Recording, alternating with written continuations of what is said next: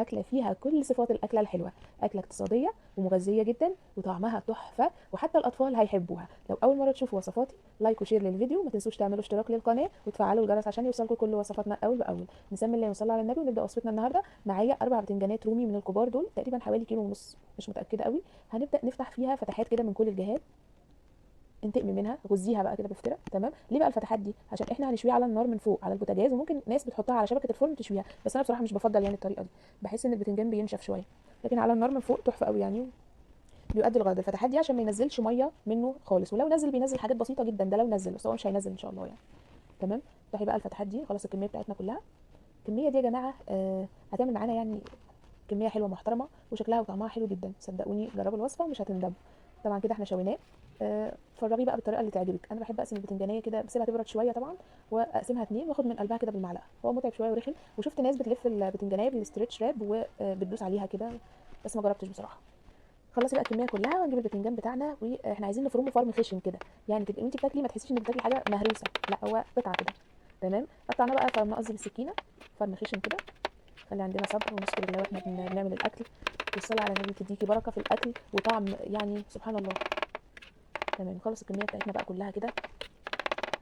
فرومي فرومي من الاكلات اللي هي تحسيها فعلا سريعه جدا، ما خدتش بجد نص ساعه معايا في العمايل بتاعتها كلها.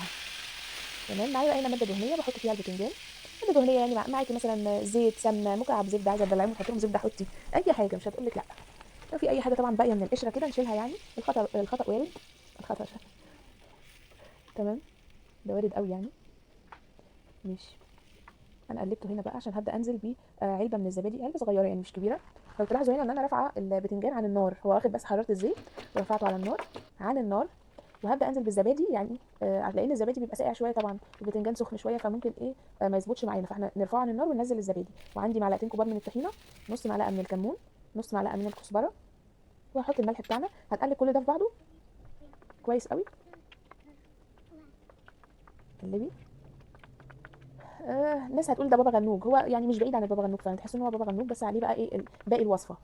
بجد ميكس طعمه حلو قوي يعني. تمام؟ هنزل بقى هنا بمعلقه من دبس الرمان.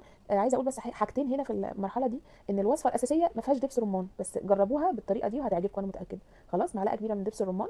وهنا برضو الناس اللي بتحب طعم اللي هو البابا غنوج وفيه يعني توم كتير او توم تحط، بس انا بصراحه ما فضلتش ان انا احط توم هنا. انا بحط البابا غنوج توم، بس انا ما حطيتلوش هنا. خلاص. طيب هبدا بقى اعمل اللحمه المفرومه بتاعتي. ماده دهنيه برضو بنزل اللحمه، هي عندي هنا عشان متلجه فلسه هتاخد وقتها تفك شويه يعني.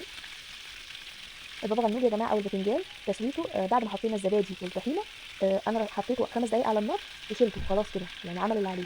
هنستنى بقى نعمل اللحمه المفرومه، ويبقى كده خلصنا اكلتنا. هبدا بقى، بس هي تفك مني.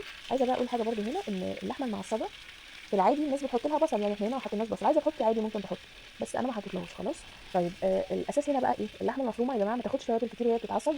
دي حاجه. الملح نحطه في الاخر خالص، الملح يتحط في الاخر خالص عشان ما ينشفلكيش اللحمه، وعشان اللحمه ما تبقاش مكتله. خلاص كده.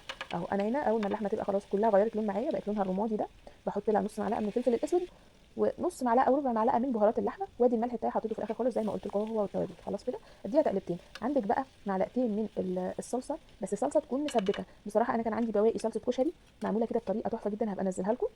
شايفينها عامله ازاي؟ طبعا انت لو ما عندكيش هتبداي تحطي معلقتين من الصلصه العاديه خالص العلب ديت، وتسيبيها ان هي تتسبك معاها شويه. ما عندكيش صلصه خالص هتعملي برده عصير طماطم، بس كوبايه مثلا او كوبايتين صغيرين، وتسيبيهم ان هم يتسبكوا خالص، بحيث ان هي تديني اللون اللي انت شايفاه قدامك ده. شايفين لون احمر قوي كده، والصلصه فاصله عن الزيت متسبكه جدا. خلاص. بس كده هقفل عليها بقى ونقدمها بقى. هنحط البتنجان بتاعنا، وعندي معلقه صغيره من دبس الرمان ده للتزيين، يعني ما عندكيش خلاص عادي، ما كانوا اخر شويه عندي فحطيتهم. العين طبعا يا جماعه بتاكل قبل الفم فعلا، دي حاجه صحيحه. وبس حطي بقى اللحمه بتاعتنا من فوق ودلعيها كده بشويه رشه بقدونس، وحطي بقى عيش ما تعديش. صلوا على النبي، ما تنسوش تعملوا الاشتراك وتفعلوا الجرس. والسلام عليكم ورحمه الله وبركاته.